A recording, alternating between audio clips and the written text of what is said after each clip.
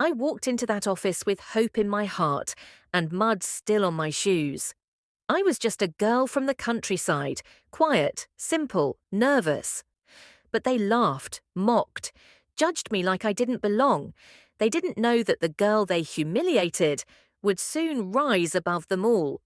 Before I share how I went from a broken first day to a breakthrough no one expected, make sure you subscribe. These stories, they're real, raw, and from the heart.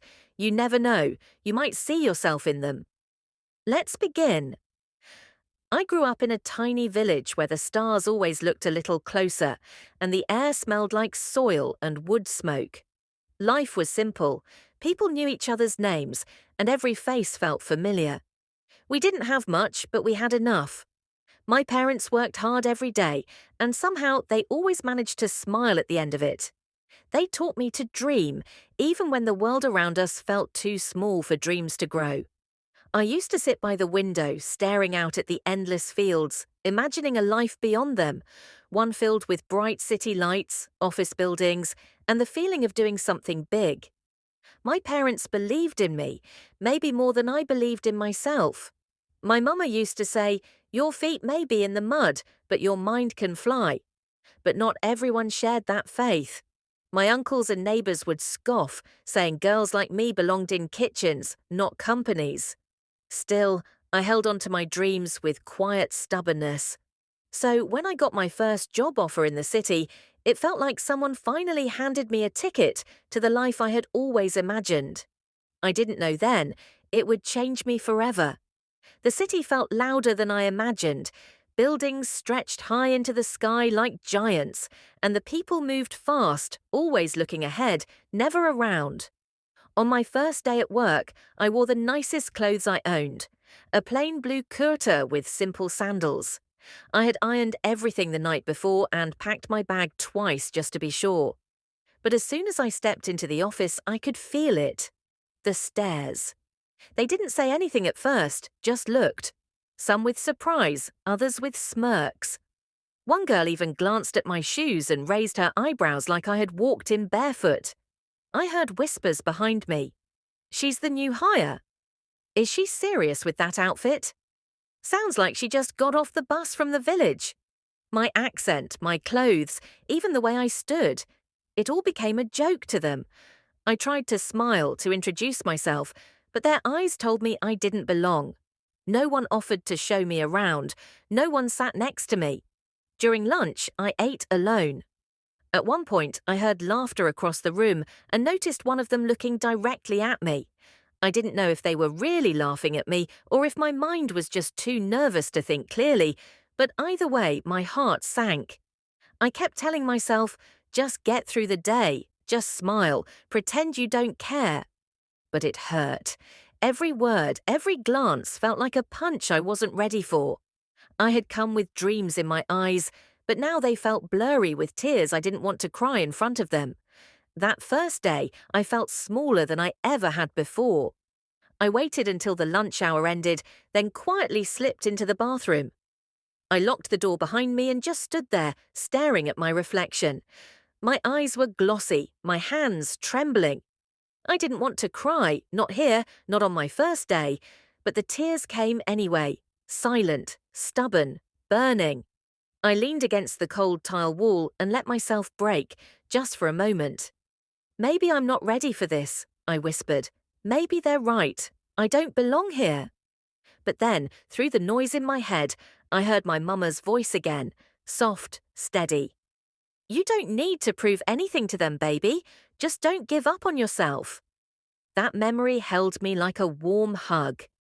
I wiped my tears, looked back in the mirror, and told myself, "Okay, one more day, then another and another. Let them laugh. I'm not here for them."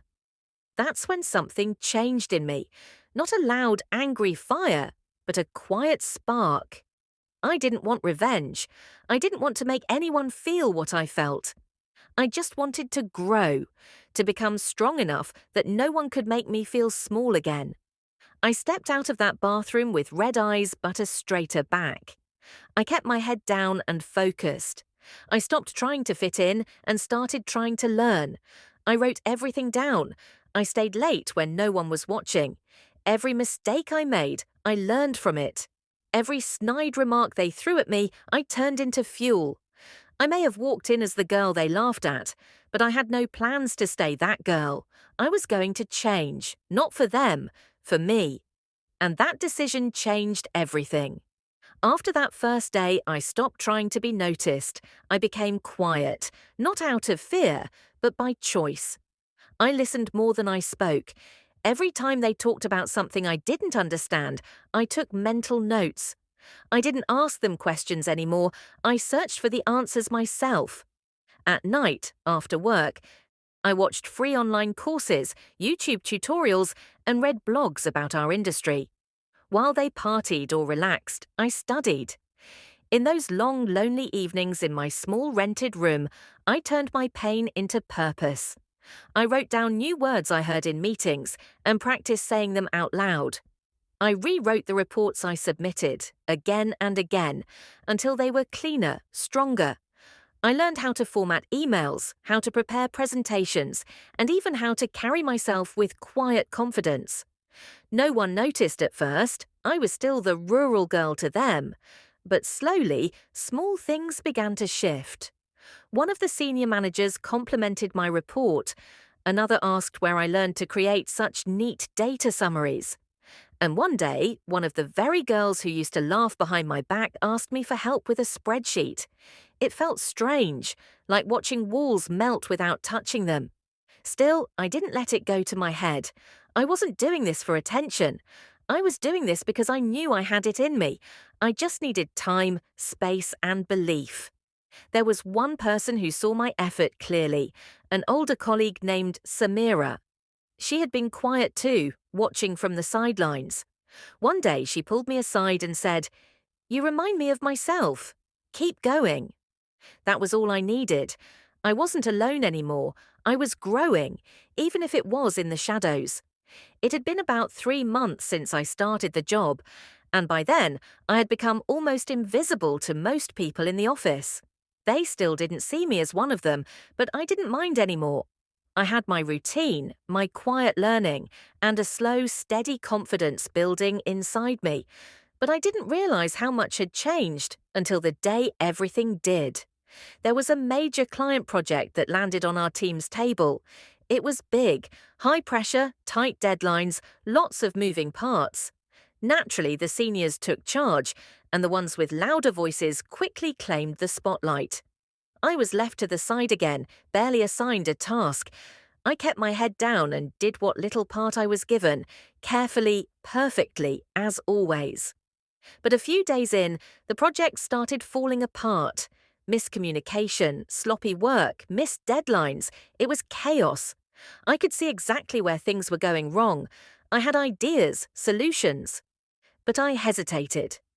What if I spoke up and got laughed at again? What if they shut me down? Then I thought, what do I have to lose? I took a deep breath and quietly walked up to the project lead, who was clearly stressed. I said, "I think I can help." He blinked, surprised. "You? Okay, go on." I explained my observations and offered a revised plan with a clear timeline. He didn't say much, but he passed my suggestions to the team, and they worked.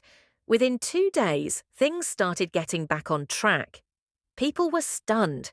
That same girl they ignored had helped save a sinking ship. Suddenly, people started looking at me differently. Colleagues asked me questions. Some even thanked me. It was the first time I felt like more than just the rural girl in the corner. It felt good. But I didn't let it get to my head. I just kept showing up, kept delivering. I had learned by now, true change doesn't happen when people finally notice you. It happens when you finally believe in yourself enough to speak up. That moment, that one small chance I took, it was the spark that lit everything else. From there, nothing stayed the same. After that project, things began to shift. Not just around me, but inside me too. I wasn't the same quiet girl who cried in the bathroom on her first day. I had found a rhythm, a purpose. For the first time, I walked into the office without shrinking. I wasn't trying to disappear anymore. I started paying more attention to how I presented myself, not to impress others, but to feel stronger in my own skin. I bought a few new outfits, nothing fancy, but clean and professional. I carried myself with more confidence. My voice, once soft and shaky, became clear and steady, and people noticed. Suddenly, I was being invited to meetings. My opinions were asked, not out of politeness, but with genuine curiosity. Some of the same people who used to mock me now nodded along when I spoke. One even said, "You've really improved." But I knew the truth. I hadn't just improved, I had grown. And growth doesn't happen overnight. It happens in quiet moments no one sees. What surprised me the most was how some of the people who once ignored me began to admire my journey. A few even came to me for advice. I always helped them because I remembered what it felt like to be left out, to be judged before you even opened your mouth. But I didn't change just to win their approval. I changed because I realized I had been underestimating myself. They had laughed at me, but the real problem was for a while I believed them. Now I didn't need their approval to feel worthy. I had found that worth on my own. I was becoming the version of myself I had always dreamed of, and I was just getting started. A few months after the project, I got called into my manager's office. I remember my heart racing, thinking maybe I'd done something wrong, but instead she smiled and said, "We've been watching your progress. You've shown real leadership, real commitment. We want to promote you." I couldn't believe it. Just 6 months ago, I was the girl no one believed in, the one they laughed at in the hallway. And now, I was being trusted with more responsibility, with a voice that mattered. With the promotion came new challenges, but I faced them head on. I had grown stronger, wiser, and more confident. I started mentoring interns, especially the ones who came from small towns like I did. I could see the same nervousness in their eyes that I once had. I told them, "Don't let anyone decide your worth for you. Show them who you are." Some of my old co-workers, yes, even the ones who made fun of me, began to treat me with genuine respect. A few even apologized, saying they had misjudged me. I didn't hold any grudges. I just smiled and moved forward. I became someone others could rely on, not because I shouted the loudest or played office games, but because I stayed honest, humble, and hungry to grow. The office that once felt cold and unwelcoming had now become a place where I belonged, not because they accepted me, but because I accepted myself. Looking back, I realized I didn't have to become someone else to succeed. I just had to become the strongest version of who I already was. The girl from the village? She didn't disappear. She rose, she learned, she led. And now she was finally standing exactly where she was always meant to be. One afternoon, I stayed late to finish up some reports. The office was quiet, almost empty. I walked past the same bathroom where I had once locked myself in, crying silently on my first day. I stopped for a moment, just standing there, remembering everything. I remembered how small I felt, how every laugh and whisper cut through me like glass. I remembered the fear, the doubt, the ache of wanting to run back home and never return. But more than anything, I remembered the promise I made to myself in that exact spot. Just one more day, don't give up. And I didn't. I smiled to myself, not out of pride, but out of peace. That bathroom, that memory, it didn't hurt anymore.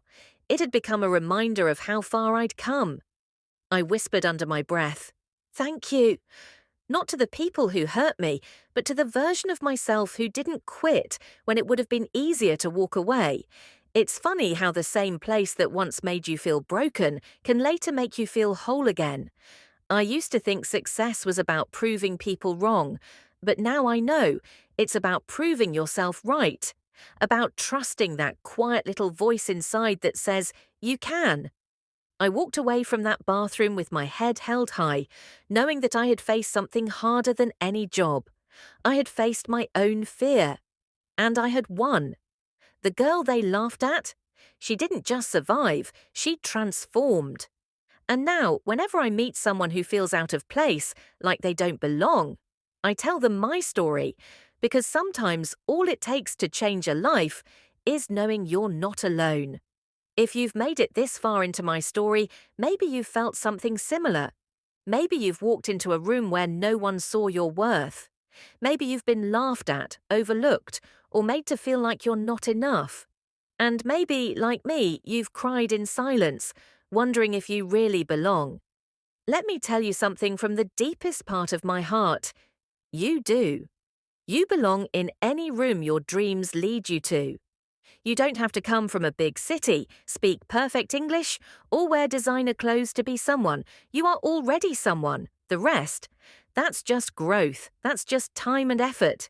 They may laugh at you now. They may whisper behind your back, or even try to pull you down. But they don't define your future. You do. You get to choose whether you let their words break you or build you. You get to choose who you become. Don't wait for someone to open a door for you. Knock on it. And if it doesn't open, build your own.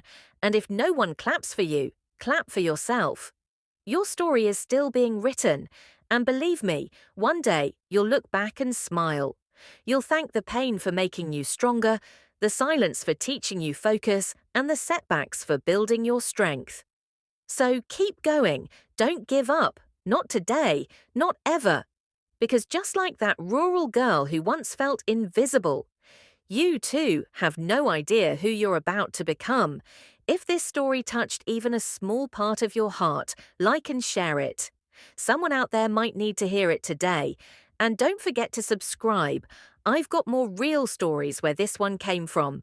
Until next time, stay strong, stay you.